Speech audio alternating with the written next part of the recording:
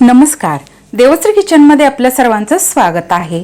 आज आपण कोल्हापूर स्पेशल कांद्याचे अप्पे कसे बनवायचे ते पाहणार आहे। तर कोल्हापूरमध्ये आपण जेव्हा महालक्ष्मीच्या दर्शनासाठी जातो त्यावेळेस महालक्ष्मीच्या मंदिराच्या समोरच्या बाजूला बरेचसे असे स्टॉल लागलेले असतात। तिथे हे अप्पे घरगुती पद्धतीने बनवलेले हे अप्पे तिथे विकायला असतात, तर एकदम चवीला मस्त लागतात। त्या पद्धतीचे आज अप्पे मी तुम्हाला करून दाखवणार आहे। अगदी पद्धत सोपी, इनो किंवा सोडा न वापरता हे अप्पे एकदम असे छान आतून खुसखुशीत आणि मऊसूद वरून क्रिस्पी असे अप्पे तयार होतात।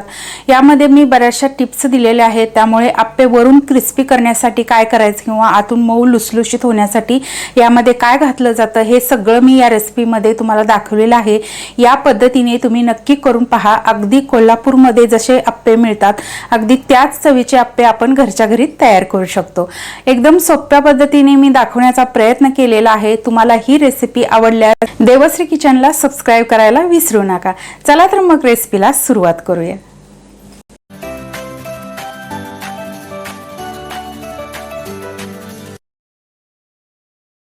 अप्पे करण्यासाठी प्रथम आपल्याला डाळ आणि तांदूळ भिजवून घ्यायचे आहेत। तर इथे मी 1 वाटी तांदूळ घेतलेले आहेत आणि अर्धी वाटी उडदाची डाळ घेतलेली आहे। तर इथे मी हे तांदूळ एकदम साधे वापरते आहे। नेहमी आपण इडलीसाठी डोशासाठी वापरतो ते साधे तांदूळ वापरायचे आहेत। याला रेशनचे तांदूळ असं म्हणतात। तर आता आपल्याला एक पातेलं घ्यायचं आहे, यामध्ये हे तांदूळ घालायचे आहेत आणि यामध्येच डाळ सुद्धा घालायची आहे।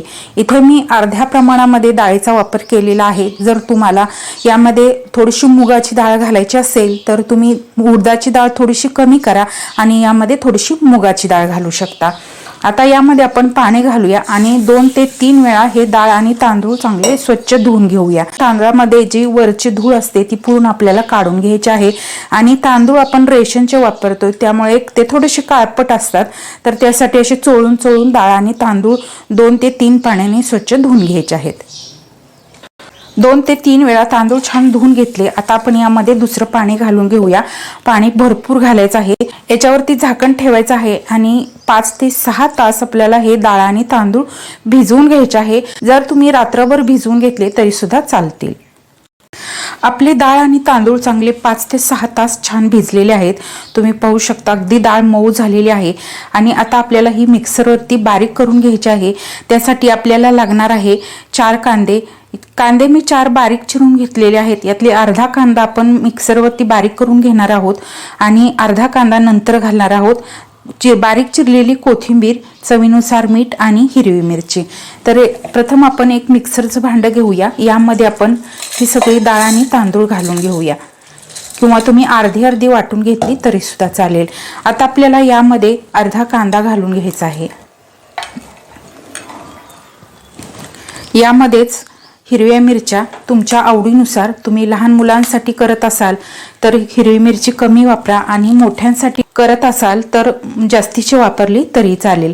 आता आपण हे मिक्सरवरती छान फिरवून घेऊया। न पाणी घालता हे डाळ तांदूळ मी थोडेसे मिक्सरवरती वाटून घेतलेले आहेत। हे छान बारीक होण्यासाठी यामध्ये आपल्याला आता पाणी घालायचं आहे। न पाणी घालता हे प्रथम वाटून घ्यायचं आहे आणि आता आपल्याला यामध्ये पाणी घालायचं आहे। तर डाळ तांदूळ भिजलेलं जे पाणी असतं तेच पाणी आपल्याला यासाठी वापरायचे आहे, म्हणजे अप्पे आतून छान जाळीदार होतात। तर ही एक टिप आहे, लक्षात ठेवा। दुसऱ्या पाण्याचा अजिबात वापर न करता डाळ तांदूळ भिजवून घेतलेलं तेच पाणी आपल्याला परत हे डाळ तांदूळ बारीक करताना घालायचं आहे। तर आता आपण परत हे छान मिक्सरवरती वाटून घेऊया। इथे आपले सगळे डाळ तांदूळ वाटून झालेले आहे, तुम्ही पाहू शकताय आणि एका पातेल्यामध्ये मी काढून घेतले। आता आपल्याला यामध्ये 2 चमचे रवा घालायचा आहे। रवा चांगला यामध्ये मिक्स करून घेऊया। आता यामध्ये घालूयात बारीक चिरून घेतलेला कांदा। कांदा असा घातल्यामुळे अप्पे आतून एकदम जाळीदार होतात आणि छान असे चवीला सुद्धा एकदम मस्त लागतात। कोथिंबीर घालूया आणि चवीनुसार मीठ घालूया। यामध्ये बॅटर तयार करताना आपण भरपूर कांद्याचा वापर केलेला आहे, त्यामुळे यामध्ये इनो सोडा घालण्याची अजिबात गरज नाही। असेच अप्पे आपले छान जाळीदार आतून तयार होतात। आता हे सगळं मिश्रण मिक्स करून घेऊया आणि 10 मिनिटांसाठी परत एकदा भिजत ठेवूया। याच्यावरती झाकण ठेवूया आणि आपलं बॅटर भिजतंय तोपर्यंत आपण खोबऱ्याची चटणी तयार करून घेऊया। खोबऱ्याची चटणी करण्यासाठी इथे मी अर्धी वाटी ओलं खोबरं घेतलेलं आहे, पाव वाटी डाळे घेतलेले आहेत, त्याचबरोबर अर्धा चमचा जिरं घेतले, चवीनुसार मीठ, कोथिंबीर, एक हिरवी मिरची आणि 2 ते 3 लसूण पाकळ्या घेतलेल्या आहेत। तर इथे मी हे ओलं खोबरं तुम्हाला सांगते, पण हे वाळलेलं खोबरं होतं ते मी भिजत घातलं आणि नंतर हे छान असं ओलं झालेलं आहे। तुम्ही पाहू शकता, हे पहा, अगदी ओलं खोबरं कसं असतं तसं हे छान भिजलेलं आहे। तर तुमच्याकडे जर ओला नारळ नसेल तर या पद्धतीने तुम्ही ही खोबऱ्याची चटणी बनवू शकता। या अगोदर सुद्धा मी तुम्हाला खूप साऱ्या रेसिपींमध्ये ओल्या खोबऱ्याची चटणी दाखवलेली आहे, पण ती रेसिपी जर पाहायची म्हटलं की सगळा अख्खा चॅनल तुम्हाला चाळत बसावं लागतं। त्यासाठी प्रत्येक रेसिपीमध्ये मी ही खोबऱ्याची चटणी तुम्हाला दाखवत असते।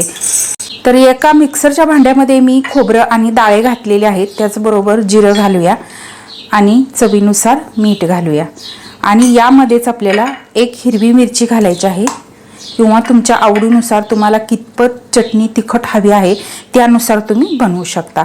2 ते 3 लसूण पाकळ्या आणि खूप सारी कोथिंबीर घालायची आणि यामध्ये अगदी 2 ते 3 चमचे पाणी घालून याची छान अशी दाटसर चटणी तयार करून घेऊया। इथे मी चटणी बारीक करून घेतली। आता यामध्ये घालूयात अर्ध्या लिंबाचा रस। लिंबाचा रस घालायचा नसेल तर तुम्ही यामध्ये 2 चमचे दही घातलं तरीही चालेल। आंबटपणा जर या चटणीमध्ये असेल तर उशीरपर्यंत अशीच चटणी हिरवीगार राहते। जर यामध्ये आंबट पदार्थ घातला नाही तर चटणी काळपट होण्याची शक्यता असते।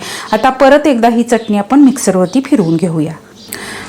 चटणी आपली तयार झाली, एका वाटीमध्ये आपण ती काढून घेऊया। पण तडका तयार करून घेऊया। तडका पॅन मध्ये 1 चमचा तेल गरम करून घेतलेला आहे। यामध्ये अगदी थोडंसं अर्धा चमचा जिरं घालूयात आणि थोडासा हिंग घालूयात आणि 1 लाल मिरची आणि थोडासा कढीपत्ता आणि हा तडका आपण या चटणीवरती घालून घेऊया।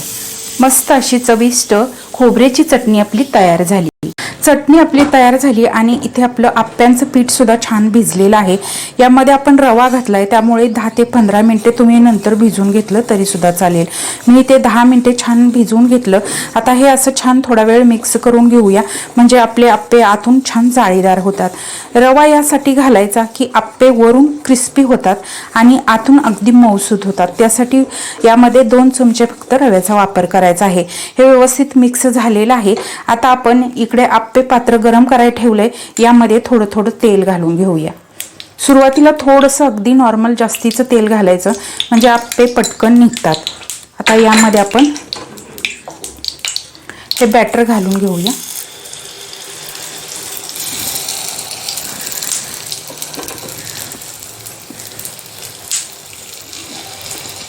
खूप वरतीपर्यंत आपल्याला हे बॅटर भरायचं नाही, थोडंसं कमी भरा, म्हणजे काय होईल की आप्पे फुगून खूप वरती येणार नाही।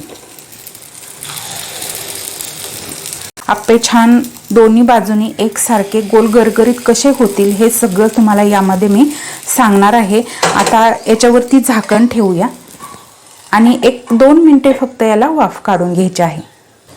2 मिनिटांनंतर लगेच याच्यावरचं झाकण काढून घ्यायचं आहे। जोपर्यंत हे जे पीठ आहे ते वरून ओलसर आहेत किंवा हे आप्पे आहेत ते वरून ओलसर आहेत तोपर्यंतच आपल्याला पलटून घ्यायचं आहे। याचं कारण सुद्धा मी तुम्हाला सांगते। आप्प्यांवरचं हे जे पीठ आहे ते ओलसर असल्यामुळे जर असे आप्पे आपण पलटून घेतले तर आपले आप्पे अगदी गोल गरगरीत होतात आणि जर हे जे वरचं जे पीठ आहे ते पूर्ण सुकलं तर आप्पे आपले चपटे होतात। त्यासाठी हे जे वरची बाजू आहे ती पूर्ण ओलसर असली पाहिजे। हे लगेच आपल्याला पलटून घ्यायचं आहे, म्हणजे आपले आप्पे छान गोल गरगरीत होतील। हे सगळे आप्पे पलटून झाले। आता दोन्ही बाजूनी छान खरपूस रंग येईपर्यंत आपल्याला भाजून घ्यायचे आहेत। दुसऱ्या बाजूनी सुद्धा आप्पे आपले छान भाजलेले आहेत। तुम्ही पाहू शकताय अगदी गोल गरगरीत आप्पे झालेले आहेत। आता आपण हे आप्पे काढून घेऊया आणि अशाच पद्धतीने आपण बाकीचे आप्पे सुद्धा करून घेऊया।